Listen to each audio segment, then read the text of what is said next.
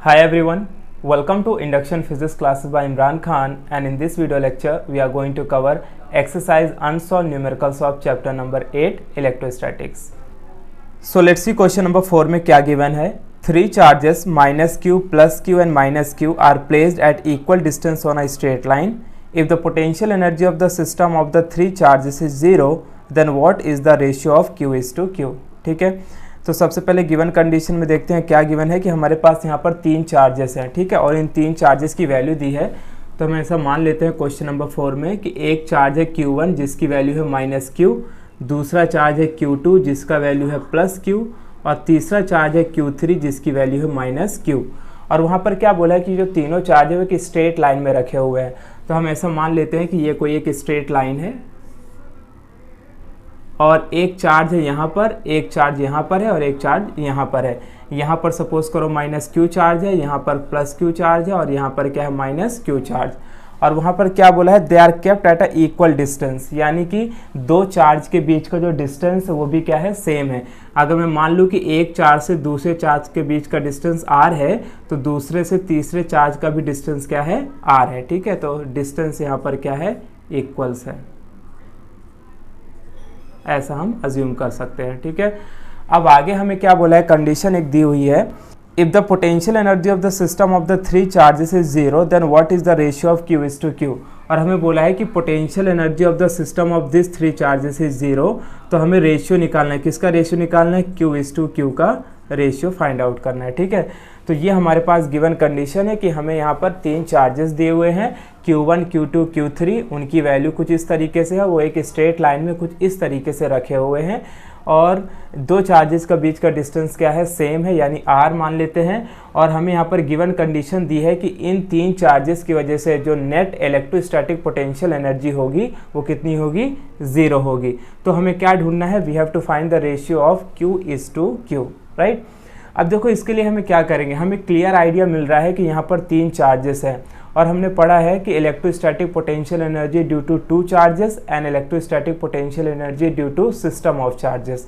तो यहाँ पे दो से ज़्यादा चार्ज रखे हुए हैं, तो फिर हम इसका पोटेंशियल एनर्जी कुछ इस तरीके से निकालेंगे कि सबसे पहले तो हम ये कंडीशन को अप्लाई करेंगे. क्या दिया है, u is equal to 0, so therefore u is equal to 0. ये हमारे पास क्या है, कंडीशन गिवन है. तो अब देखो u का मतलब क्या है, electrostatic potential energy due to these charges. अब यहाँ पर जो चार्जेस है वो टोटल कितने हैं, थ्री चार्जेस. तो पहले हम क्या करेंगे, पहले और दूसरे चार्ज के बीच का पोटेंशियल निकाल लेंगे, फिर पहले और तीसरे चार्ज के बीच का पोटेंशियल, और फिर बाद में दूसरे और तीसरे चार्ज के बीच का पोटेंशियल, जो कि किसके बराबर होगा, 0 के बराबर होगा. तो मैं यहाँ पर इनकी वैल्यू पुटअप करता हूँ. तो देखो तीनों के केस में 1/4 एप्सिलॉन नॉट कॉमन रहेगा, क्योंकि हम मान लेते हैं कि जो तीनों है वो किस में रखे हुए हैं, वैक्यूम में या फ्री स्पेस पे रखे हुए हैं. और उस तीनों के केस में 1/4 एप्सिलॉन नॉट की वैल्यू क्या होगी, सेम होगी. तो इसे हम इनिशियली क्या ले लेते हैं, बाहर. अब अंदर क्या बचेगा फिर, q1 q2 upon r12 plus q1 q3 upon r13 plus q2 q3 upon r23. Right, तो ये हो गया, इसमें अप्लाई कर दिया हमने. अब इसके बाद देखो ये किसके बराबर है, इट इज़ इक्वल टू 0 के बराबर है. राइट, अब देखो 1/4 एप्सिलॉन नॉट जो है, अगर मैं इसको नीचे लेके जाऊंगा तो ये डिनोमिनेटर में जाएगा, और सिंस वहाँ पर 0 है तो ये टर्म पूरा क्या हो जाएगा, 0. तो मैं इसको जब उधर लेके जाऊंगा तो यहाँ पर बचेगा क्या, देखो q1 की वैल्यू हमें कितनी गिवन है, q1 की वैल्यू है माइनस q, तो मैं लिख लेता हूँ माइनस q. और q2 की वैल्यू क्या है, प्लस q. और r12 का मतलब distance between the two charges कितना है, यहाँ पर r है, प्लस q1 की वैल्यू कितनी है, माइनस q, और q3 की भी वैल्यू कितनी है, माइनस q, अपॉन यहाँ डिस्टेंस में कितना है, r13. तो r13 मतलब पहले और तीसरे चार्ज के बीच का डिस्टेंस, जो कि किसके बराबर है, 2r के बराबर है. तो मैं यहाँ पर लिख लेता हूँ 2r. उसके बाद यहाँ पर आएगा प्लस q2 की वैल्यू क्या है, q, और q3 क्या है, माइनस q, अपॉन r23. अब r23 का मतलब क्या है, यहाँ पर r23 का मतलब है distance between second charge and third charge, कितना है ये, r है. तो ये जो पूरा वैल्यू होगा ये किसके बराबर होगा, 0 के बराबर होगा. राइट, क्योंकि हमने ये वाले टर्म को उधर भेज दिया और वो क्या हो गया, 0 हो गया. अब हम देखो इसे अंदर सॉल्व करते तो क्या हो जाएगा, ये बचेगा माइनस q अपॉन r, और ये हो जाएगा प्लस q² अपॉन 2r, और ये फिर क्या हो जाएगा यहाँ पर minus Q Q upon R which is equal to 0। अब देखो minus Q Q upon R, इन दोनों को हम क्या कर सकते हैं, ऐड कर सकते हैं। तो ये कितना हो जाएगा, minus 2QQ upon R plus Q square upon 2R is equal to 0, right. अब हम क्या करेंगे कि इस वाले टर्म को उधर ले जाएंगे, तो ये क्या हो जाएगा, minus 2Q upon R is equal to minus Q square upon 2R। अब देखो यहाँ से जो कैंसिल हो रहा है उसे कैंसिल कर सकते हैं। जैसे कि हमें क्या समझ में आ रहा है, एक Q से एक Q कैंसिल हो जाएगा, एक R से एक R कैंसिल हो जाएगा, माइनस से माइनस कैंसिल हो जाएगा। सो देयरफॉर फाइनली बचेगा क्या, यहाँ पर देखो क्या बचा, 2Q बचा, राइट, और इधर पे क्या बचा, Q/2। सो देयरफॉर हमें निकालना किसका रेशियो है, Q capital Q upon small Q। तो स्मॉल Q को मैं नीचे लेके आऊँगा तो क्या हो जाएगा, स्मॉल Q 1 अपॉन, और ये 2 2 सा कितना हो जाएगा 4। तो ये हमें मिल गया रेशियो, कितना रेशियो मिला, 1:4, right. Now let's see question number 5 में क्या गिवन है। A capacitor has some dielectric between its plate and the capacitor is connected to a DC source. The battery is now disconnected and then the dielectric is removed. State whether the capacitance, the energy stored in it, the electric field, charge stored and voltage will increase, decrease or remains constant. तो सबसे पहले हम given condition देखते हैं कि given condition में हमें question में बोला क्या है। क्वेश्चन नंबर 5 में सबसे पहले हमें यहाँ पर दिया है कि एक कैपेसिटर है, ठीक है। तो मान लेते हैं कि मेरे पास कोई ये क्या है, ये कैपेसिटर है और ये कैपेसिटर इनिशियली एक DC सोर्स से कनेक्टेड है। तो हमने क्या किया, इसे एक DC सोर्स से कुछ इस तरीके से कनेक्ट कर दिया, राइट। तो ये एक DC सोर्स से कनेक्ट हो गया और उसने बोला इस कैपेसिटर के अंदर हमने एक डाइलेक्ट्रिक मीडियम को रखा है। तो सपोज करो ये कोई क्या है, एक डाइलेक्ट्रिक मीडियम है, ठीक है। अब दूसरे केस में क्या बोला है कि अगर हम इस DC सोर्स को इस कैपेसिटर से रिमूव कर दें और डाइलेक्ट्रिक मीडियम को भी हटा दें, यानी कि कुछ इस तरह का सीन अब हो जाएगा, ये इस तरीके का, यानी हमने DC सोर्स को भी यहाँ से रिमूव कर दिया और डाइलेक्ट्रिक मीडियम को भी हमने यहाँ से हटा दिया। तो ऐसा करने पर क्या क्या चेंजेस देखने को मिलेंगे, क्या चार्ज इंक्रीज या डिक्रीज होगा, कैपेसिटेंस में क्या चेंजेस देखने को मिलेगा, इलेक्ट्रिक फील्ड, वोल्टेज, ऐसी सारी चीज़ें हमें यहाँ पर फाइंड आउट करना है। तो ये मान लेते हैं कि केस 1 है और ये क्या है, केस हमारा 2 है, ठीक है। सबसे पहले हमें यहाँ पर बोला है कैपेसिटेंस, यानी कि कैपेसिटेंस C में क्या चेंजेस देखने को मिलेंगे। उसके बाद एनर्जी स्टोर्ड इन इट यानी कि U, देन और हमें क्या बोला है, इलेक्ट्रिक फील्ड यानी कि E, राइट। और क्या क्या पूछा है वहाँ पर हमसे, charge stored end voltage increase, ठीक है। चार्ज स्टोर्ड यानी कि हमें बताना है Q एंड लास्ट में वोल्टेज यानी कि V। तो इन सारे क्वेश्चन का हमें आंसर बताना है कि क्या चेंजेस देखने को मिलेंगे, राइट। यानी जब हमने डाइलेक्ट्रिक मीडियम को रखा था तो कुछ अलग केस रहा होगा, डाइलेक्ट्रिक मीडियम को रिमूव करने के बाद चीज़ें बदल गई होंगी। तो वो जो बदला है वो किस तरीके से बदला है, क्या इनकी वैल्यू इंक्रीज हुई है, क्या इनकी वैल्यू डिक्रीज हुई है या कांस्टेंट ही है, इन सब के बारे में हमें बताना है। तो चलो सबसे पहले हम एक एक करके देखते हैं। अब देखो इनिशियल केस क्या है कि अगर देखा जाए तो देखो जब तक बैटरी कनेक्टेड थी तब तक इसमें चार्ज जा रहे थे। जैसे ही हमने बैटरी को डिस्कनेक्ट कर दिया तो अब क्या होगा, जितने चार्ज इसमें थे उतने ही रहेंगे, यानी चार्जेस में कोई चेंज नहीं होगा। तो हम ऐसा बोल सकते हैं कि since the battery is disconnected, charges will remain constant, ये आपको बताना है, ठीक है। सिंस क्या हो रहा है कि बैटरी को हमने क्या किया, डिस्कनेक्ट कर दिया। तो बैटरी के डिस्कनेक्ट करने से चार्जेस में कोई फर्क नहीं पड़ेगा, यानी जब आपने बैटरी को डिस्कनेक्ट किया उस वक्त जितने चार्ज थे वो चार्ज अभी भी उतने ही रहेंगे, चार्जेस में कोई चेंजेस नहीं होगा। तो हमने बोला कि जब since the battery is disconnected charges will remain constant and there will be no increase और no decrease in the charge, ठीक है। अब नेक्स्ट हम कैपेसिटेंस की बात करते हैं। तो हमें यहाँ से क्या पता चल गया इनिशियली कि Q इज़ कांस्टेंट, हम क्या बोल सकते हैं, चार्ज इज़ कांस्टेंट, राइट। अब उसके बाद अब हम देखो कि जब हमने डाइलेक्ट्रिक मीडियम को रखा था तो इसका कैपेसिटेंस क्या होगा, C मीडियम, और जब हमने डाइलेक्ट्रिक को रिमूव कर दिया तो इसका कैपेसिटेंस क्या होगा, C एयर, राइट। तो सबसे पहले यहाँ पर ये पहला केस हमने देख लिया। सेकेंड केस देखते हैं कि कैपेसिटेंस इन मीडियम क्या होगा। इसका फॉर्मूला होता है A epsilon not K upon D, और कैपेसिटर इन एयर क्या होता है, A epsilon not upon D, right. तो केस हो क्या रहा है, मीडियम से हमने मीडियम को हटा दिया, राइट। तो यानी कि हम क्या करेंगे, C air upon C medium is equal to क्या होगा, देखो सी एयर की वैल्यू यहाँ पर कितनी है, A epsilon not upon D, और मीडियम की वैल्यू कितनी है, ए एप्सिलॉन नॉट के upon D.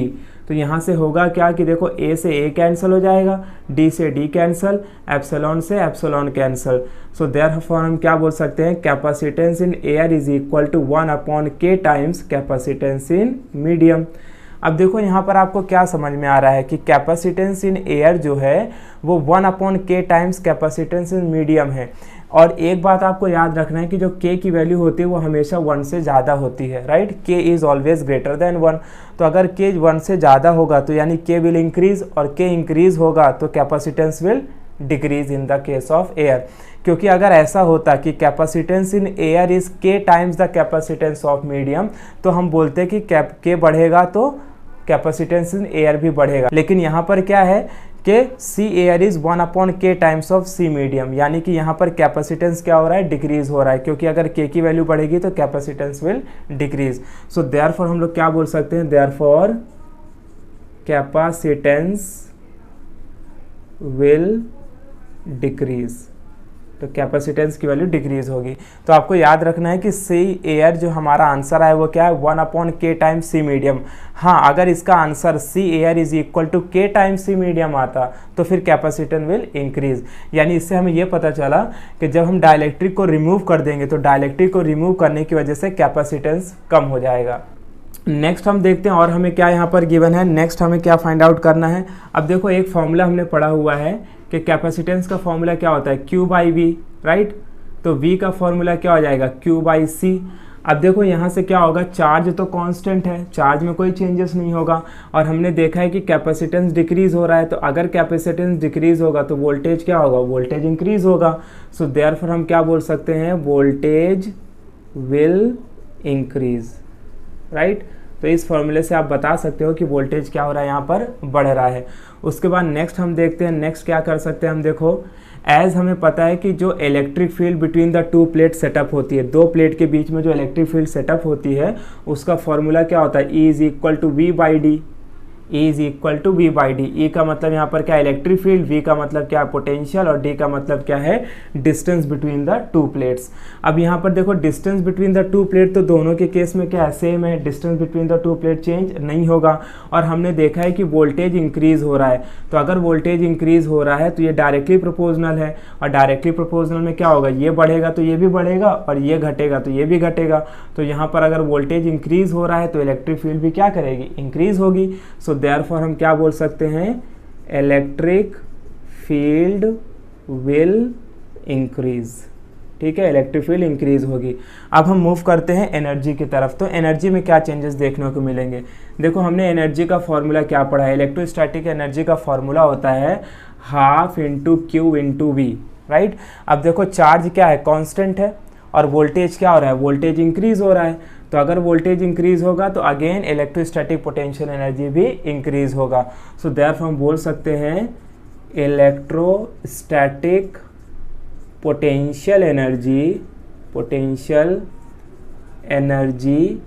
Will increase, right. तो इस तरीके से हमने यहाँ पर सारे आंसर फाइंड आउट कर लिए।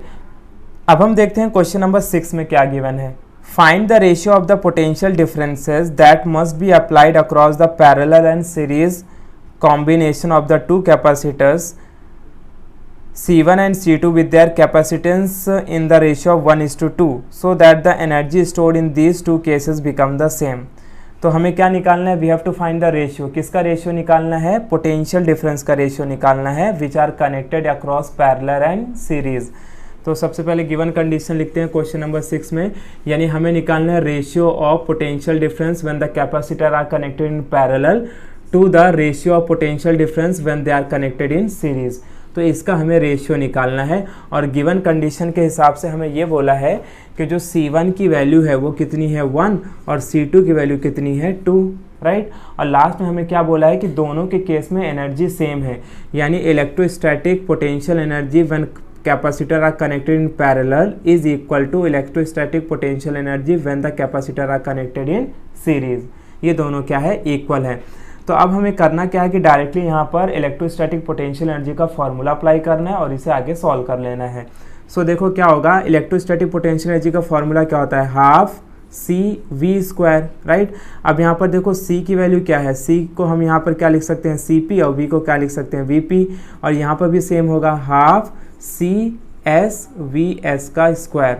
अब हमें पता है ये सी पी का मतलब क्या है, कैपेसिटर कनेक्टेड इन पैरेलल। तो सबसे पहले तो हम हाफ से हाफ कैंसिल कर देंगे।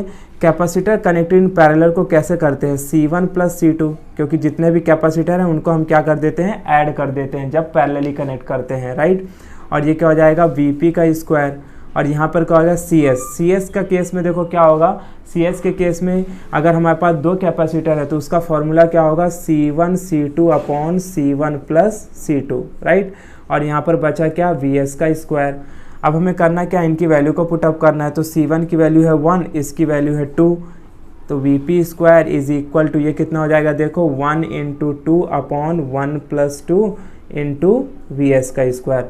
अब हम इसे आगे सॉल्व करेंगे तो देखो क्या होगा, ये कितना हो जाएगा, 3VP का स्क्वायर इज इक्वल टू, और ये कितना हो जाएगा, 2/3 VS का स्क्वायर। हमें किसका रेशियो निकालना है, we have to find the ratio VP upon VS। तो हम क्या करेंगे, VS वाले टर्म को इधर लाएंगे तो क्या हो जाएगा, VP अपॉन VS का स्क्वायर इज इक्वल टू, ये क्या हो जाएगा, 2 और ये 3 नीचे जाएगा तो ये हो जाएगा 9। So therefore VP upon VS is equal to, ये पूरा किस में आ जाएगा, रूट में 2/9, क्योंकि हमने यहाँ से स्क्वायर हटाया तो इसमें किस में आ जाएगा, ये रूट में।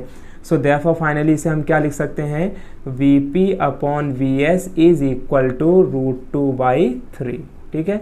तो ये हमें मिल गया आंसर। तो काफ़ी सिंपल था, हमें निकालना क्या था। अच्छा देखो यहाँ पर आप ध्यान से देखना आप कि पहले सीरीज बोला है कि पैरेलल बोला है, क्योंकि यहाँ पर क्या बोला है, हमें पोटेंशियल डिफरेंस का जो रेशियो निकालना है when the capacitor are connected in parallel to the capacitor connected in series. तो potential difference when the capacitor are connected in parallel to the potential difference when they are connected in series. हमें capacitance की value दी थी और हमें एक condition बोला था कि दोनों के केस में potential energy will be same. तो हमने इसका फॉर्मूला अप्लाई किया, CP कैसे निकालते हैं, C1 प्लस C2, और CS कैसे निकालते हैं, C1 C2 upon C1 plus C2। तो इस तरीके से हमने यहाँ पर इनकी वैल्यू को पुटअप करके रेशियो निकाल लिया, जो कि हमें कितना मिला, √2/3। Now let's see question number 7 में क्या गिवन है, 2 charges of magnitude -4Q and +2Q are located at point 2a, 0 and 5a, 0 respectively. What is the electric flux due to these charges through a sphere of radius 4a with its center at the origin? तो हमें यहाँ पर दो charges दिए हैं, तो पहले हम वो लिख लेते हैं।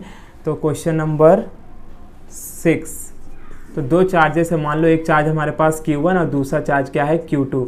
तो Q1 की वैल्यू जो है वो कितनी दिया है यहाँ पर, फर्स्ट चार्ज जो है वो कितना है, -4Q, और जो सेकंड चार्ज है वो कितना यहाँ पर दिया है, +2Q, राइट। और इनका हमें लोकेशन भी दिया है। लोकेशन में क्या बोला है कि जो पहला चार्ज है हमारा वो 2a, 0 में है, और दूसरा चार्ज कहाँ पर है, 5a, 0 में है, ठीक है। और हमें बताना क्या है, we have to find the electric flux, और हमें क्या बताना है, electric flux passing through the sphere. और उस स्फीयर का जो रेडियस दिया है वो रेडियस कितना है, 4a। तो सबसे पहले हम क्या करते हैं कि स्फीयर को ड्रॉ कर लेते हैं। तो ये सपोज करो कोई स्फीयर है, अब इनके पॉइंट को लोकेट करने के लिए हम x और y एक्सिस को ड्रॉ कर लेते हैं। तो ये सपोज करो x एक्सिस है और ये y एक्सिस है। अच्छा, यहाँ पर बोला है कि इस स्फीयर का जो रेडियस है वो कितना है, 4a। तो हम ऐसा मान लेते हैं कि रेडियस कितना है, 4a। तो इधर भी रेडियस कितना होगा, 4a, और ये क्या है, इसका सेंटर पॉइंट। तो अगर ये 0 है तो यहाँ पर कितना होगा, a, ये क्या होगा 2a, ये क्या होगा 3a, ये होगा 4a, और ये क्या होगा 5a, राइट। तो हमें क्या बोला है कि जो हमारा पहला चार्ज है Q1 वो कहाँ पर रखा है, 2a, 0। तो यानी कि कुछ यहाँ पर हमारा पहला चार्ज रखा है 2a, 0, राइट। यहाँ पर चार्ज कितना रखा है, -4Q, समझा। उसके बाद दूसरा चार्ज Q2 है जो कहाँ पर रखा है, 5a। तो इतना अगर 4a है तो ये कितना हो जाएगा, 5a। तो दूसरा चार्ज हमारा यहाँ पर है 5a, 0, और ये इसकी वैल्यू कितनी है, +2Q, राइट। तो तो ये हमें यहाँ पर गिवन कंडीशन है। अब हमसे पूछा क्या है कि फिर बताओ कि इस स्फीयर की वजह से पास होने वाला टोटल इलेक्ट्रिक फ्लक्स कितना होगा, ये हमें यहाँ पर कैलकुलेट करना है। अब देखो इलेक्ट्रिक फ्लक्स, अभी जो स्फीयर है वो क्या है, एक क्लोज्ड सरफेस है, और गॉस लॉ के हिसाब से हमें क्या पता चलता है, according to Gauss law that the total electric flux passing through any close surface is equal to 1 upon epsilon time the total charge enclose by that surface. इसका मतलब क्या हुआ, अकॉर्डिंग टू गॉस लॉ हमें क्या पता चलता है, that the total flux passing through any closed surface is equal to 1 upon epsilon naught time the total charge enclosed by that surface। यानी इस लॉ से हमें ये पता चलता है कि किसी भी क्लोज सरफेस से पास होने वाला जो फ्लक्स होगा वो इस बात के ऊपर डिपेंड करेगा कि उस सरफेस के अंदर चार्ज कितने हैं। यानी कि हमें बाहर के चार्ज से कोई लेना देना नहीं है, जो भी फ्लक्स इस स्फीयर का होगा या इस स्फीयर से पास होने वाला जो भी फ्लक्स होगा वो डिपेंड करेगा कि इसके अंदर कितने चार्ज हैं। तो ये बहुत आसान है, देयरफॉर हम बोल सकते हैं phi is equal to 1 upon epsilon naught time into the charge enclose by that surface. तो इस सरफेस ने कितना चार्ज इंक्लोज करके रखा है, -4q, तो q की जगह पर क्या आ जाएगा, -4q। So therefore total flux कितना हो जाएगा, -4q अपॉन एप्सिलॉन नॉट। ठीक है, तो ये हमें मिल गया total flux passing through the sphere. तो आपको गॉस लॉ याद रखना है। गॉस लॉ हमेशा यही हमें बताता है कि किसी भी क्लोज सरफेस से पास होने वाला फ्लक्स इस बात पे डिपेंड करेगा कि उसके अंदर कितने चार्ज रखे हुए हैं। तो जितने चार्ज रखे होंगे उतना ही फ्लक्स पास होगा। इसके बाहर अगर जितने भी चार्ज क्यों ना रखे हों उनसे हमें कोई फर्क नहीं पड़ेगा और उससे कोई फ्लक्स पास नहीं होगा। Now let's see question number 9 में क्या गिवन है, 125 small liquid drops each carrying a charge of 0.5 microcoulomb and each of diameter 0.1 metre forms a bigger drop. Calculate the potential at the surface of the bigger drop. हमें क्या निकालना है, potential at the surface of bigger drop. तो सबसे पहले हम condition लिख लेते हैं, क्या क्या हमें गिवन कंडीशन है। तो क्वेश्चन नंबर 9 सबसे पहले हमें यहाँ पर क्या दिया है कि जो नंबर ऑफ ड्रॉप्स है वो कितने हैं, 125, और हर एक ड्रॉप में जो चार्ज है वो कितना दिया है, 0.5 माइक्रोकूलम, जिसे हम माइक्रो से इसको इस तरीके से लिख सकते हैं 10⁻⁻6 कूलम। और हमें डायमीटर भी दिया है कि ये जो छोटे छोटे ड्रॉप्स हैं इनका जो डायमीटर है वो कितना गिवन है, 0.1 मीटर। तो अगर हम रेडियस निकालना चाहें तो रेडियस के लिए क्या हो जाएगा फिर 0.1 डिवाइडेड बाई 2 यानी हो जाएगा 0.05 मीटर। तो इसे हम कुछ इस तरीके से लिख लेते हैं 5 × 10⁻² मीटर। मैंने क्या किया, 2 डिजिट इधर शिफ्ट कर दिया तो ये नंबर हमारे लिए बहुत आसान हो गया, राइट। और हमें फाइंड आउट क्या करना है, we have to find the potential of the bigger drop. तो बड़े ड्रॉप का हमें पोटेंशियल निकालना है। यानी आप इसे कुछ इस तरीके से अज्यूम कर सकते हो कि छोटे छोटे ऐसे करके कितने ड्रॉप्स हैं, 125 ड्रॉप्स हैं, और इन 125 ड्रॉप से एक बड़ा सा ड्रॉप बन रहा है, राइट। और इस ड्रॉप का रेडियस है कैपिटल आर और इन छोटे ड्रॉप का रेडियस है स्मॉल आर। तो हमें ये बताना है कि इस बड़े से ड्रॉप का पोटेंशियल कितना होगा, वी हमें यहाँ पर कैलकुलेट करना है, राइट। तो अब देखो पोटेंशियल का फॉर्मूला हमें पता है, क्या होता है पोटेंशियल का formula, v is equal to 1/4 pi epsilon naught q upon r। ठीक है, ये फॉर्मूला होता है, राइट। लेकिन अब गिवन कंडीशन जो है हमारे पास उसमें ना तो हमें कैपिटल Q की वैल्यू पता है ना तो R की वैल्यू पता है। तो सबसे पहले हमें क्या करना होगा, Q और R की वैल्यू ढूंढना होगा। अगर हमें Q और R की वैल्यू मिल जाए तो फिर इस फॉर्मूले में पुटअप करके हम पोटेंशियल ऑफ बिगर ड्रॉप को निकाल सकते हैं।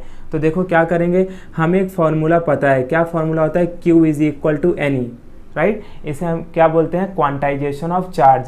तो ये क्वांटाइजेशन ऑफ चार्ज का फॉर्मूला है। तो यहाँ पर इलेक्ट्रॉन की जगह पर क्या दिया है, चार्ज। तो ये क्या हो जाएगा, Q is equal to NQ, right.